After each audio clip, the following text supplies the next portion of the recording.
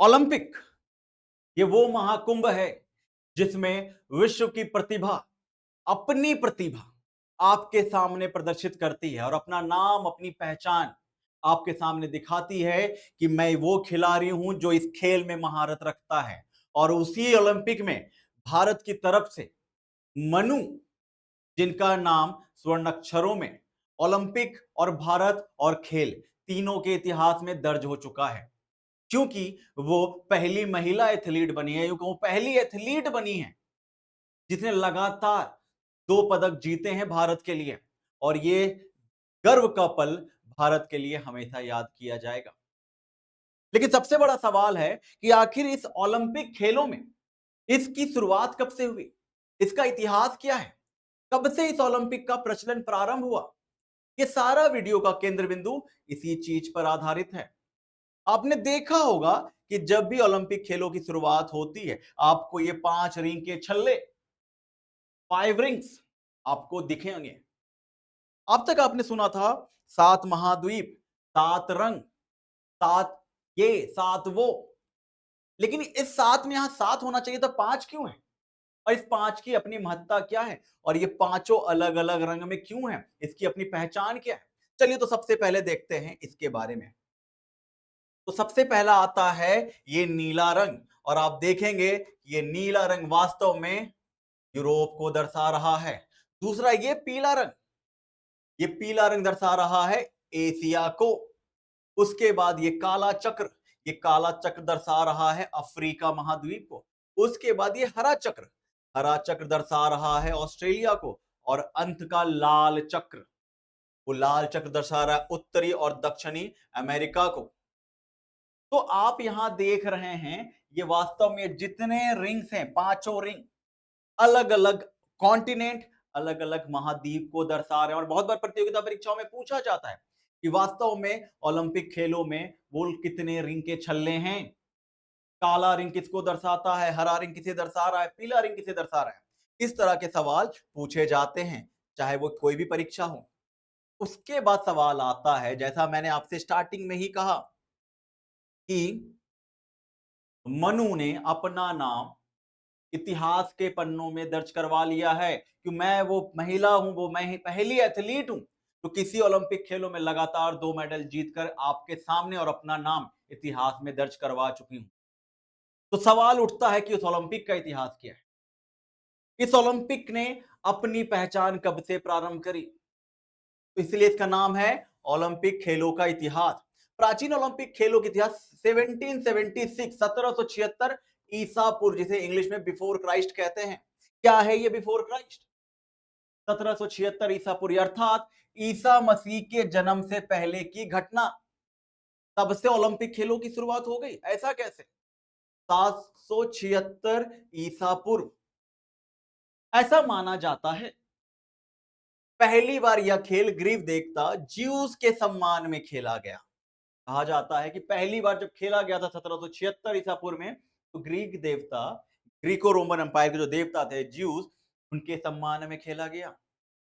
लेकिन आधुनिक ओलंपिक खेल यानी जो आज जो मॉडर्न वे में चल रहा है, उसकी शुरुआत होती है 1896 एडी, ईसवी एडी। 1896 एडी में होता है आधुनिक ओलंपिक खेलों की शुरुआत। और यह सवाल बहुत बार प्रतियोगिता परीक्षाओं में पूछा गया है। में फ्रांस में अभी वाला ओलंपिक जो चल रहा है वो पेरिस में चल रहा है, आपको याद होगा और देख रहे हैं, आपको मिल रहा है फ्रांस में। फ्रांस के बैरोन पियरे डी कॉबर्टीन, बैरन पियरे डी कॉबर्टीन में खेला गया था पहला आधुनिक ओलंपिक 1896, जो यूनान के एथेंस शहर में हुआ था। ये कहां है? यूनान के एथेंस शहर में हुआ था। तब से इसका आयोजन प्रत्येक 4 वर्ष पर आयोजित किया जाता है, यानी कि ओलंपिक खेल हर एक 4 साल के बाद आता है। इसीलिए ये सभी खेल के खिलाड़ियों के लिए अपनी प्रतिभा को दर्शाने का बड़ा महत्वपूर्ण मौका है।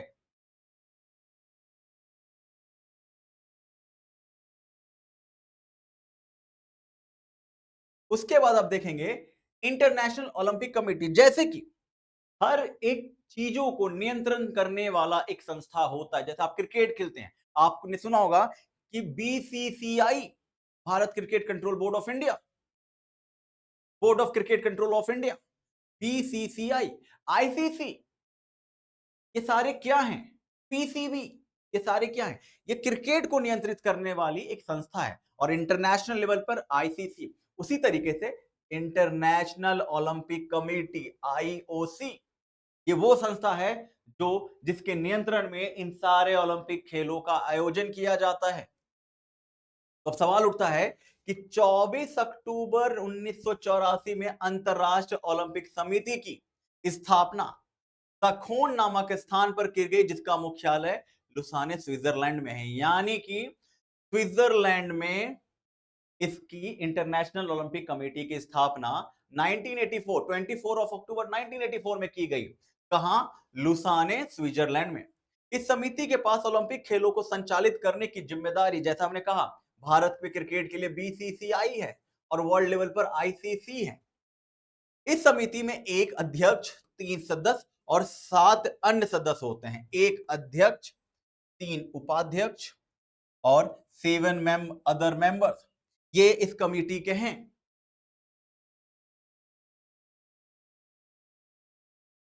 उसके बाद सवाल होता है इंटरनेशनल ओलंपिक कमेटी।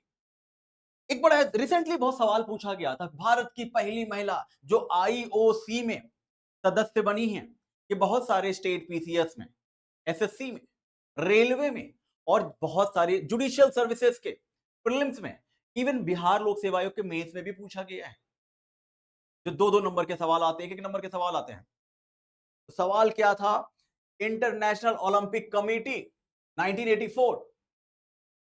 तो इसकी स्थापना जब इंटरनेशनल ओलंपिक कमेटी की स्थापना जब स्विट्जरलैंड में की गई, तो क्या भारत के किसी दल ने प्रतिनिधित्व किया है अभी तक? तो वही देखते हैं। अंतरराष्ट्रीय ओलंपिक समिति की पहली भारतीय महिला नीता अंबानी, और अभी रिसेंटली इनके बेटे का विवाह समारोह संपन्न हुआ है, जिसके लिए हमारी तरफ से अग्रिम बधाइयां उनके आने वाले भविष्य के लिए। और उन्हीं को, नीता अंबानी जी को, इस समिति ने 4 अगस्त 2016 को समिति के 129वें सेशन में, तो हर साल उनका सेशन चलता आया है, 129वें सेशन में नीता अंबानी को अपना सदस्य चुना है। यानी जो 7 सदस्य हैं उनमें से एक नीता अंबानी भी हैं। नीता अंबानी 70 वर्ष की उम्र तक इस समिति से जुड़ी रहेंगी। सोचिए, एक अध्यक्ष, 3 उपाध्यक्ष, 7 मेंबर, और इस 7 में से एक इंडियन है, और वो हमारे भारत के सबसे अमीर व्यक्ति की धर्मपत्नी और एक बहुत अच्छी महिला भी हैं, जिनका योगदान समाज सेवा के क्षेत्र में बहुत रहा है। अंतरराष्ट्रीय ओलंपिक समिति के पहले अध्यक्ष डिमिट्रियास विकेलास थे, 1894 टू 1896। डेमेट्रियस विलिकास थे, जो यूनान से थे। जबकि वर्तमान के अध्यक्ष थॉमस बाक हैं, जो 2013 से अभी तक हैं और जर्मनी के रहने वाले हैं।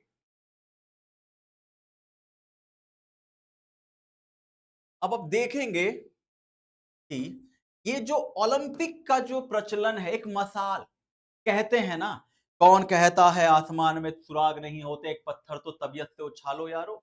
तो उसी तरीके से यहां पर भी तबीयत से एक पत्थर उछाला गया था और वो मसाल जलाई गई थी, वो पहचान दी गई थी ओलंपिक को कि यहां से प्रारंभ होता है। जैसे एक आग लगती है, लौ लगती है, और उस लौ की ज्वाला, द फायर, वो कैसे आपको पहचान दिलाती है। कहते हैं एक व्यक्ति में लगन होनी चाहिए, आग होनी चाहिए, और वो आग उसे जलाती है, तपाती है और मजबूत इंसान बनाती है। उसी तरीके से ओलंपिक मसाल, उसके ओलंपिक फ्लेम, ओलंपिक मसाल जलाने की शुरुआत 1928 में एम्स्टर्डम ओलंपिक से हुई थी।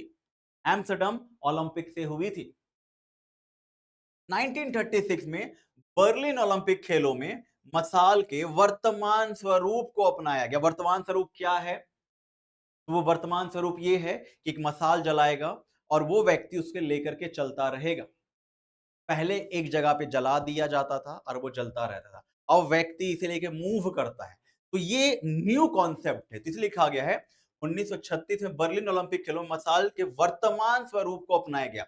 इसी समय में ओलंपिक मसाल को आयोजन स्थल तक ले जाने का प्रचलन प्रारंभ हुआ। यानी कि बर्लिन ओलंपिक 1936, यहां से शुरुआत होती है आज के मॉडर्न प्रोसेस की, कि कैसे मसाल को गंतव्य स्थल तक लेके जाना है।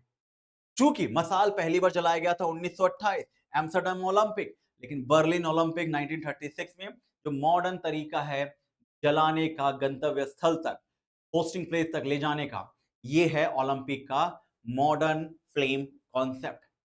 अगर इस तरीके से अगर आप देखेंगे तो आपको कहीं ना कहीं पूरे के पूरे इस वीडियो में, इस पीपीटी में, अगर आप पॉज करके नोट्स बनाना चाहते हैं, ये पूरी की पूरी हिस्ट्री है। एक हिस्ट्री हम अलग अगले पार्ट में लेकर के आएंगे, जो आज का मॉडर्न ओलंपिक हुआ है, जो अभी चल रहा है पेरिस ओलंपिक, उसकी पूरी चीजों पे एक डिटेल एनालिसिस वीडियो बना करके लाएंगे, जो सिर्फ आपके लिए नहीं, आपके भविष्य, आपके एग्जाम, आपके सिलेक्शन, आपके सपने, सबके लिए कारगर होगा। ऐसे ही इंटरेस्टिंग वीडियो, इंटरेस्टिंग इंफॉर्मेशन के लिए, अपने सिलेक्शन के लिए, अपने सपने को उड़ान देने के लिए सेंट पीटर्स लॉ एकेडमी के साथ जुड़े रहें। जय हिंद, वंदे मातरम।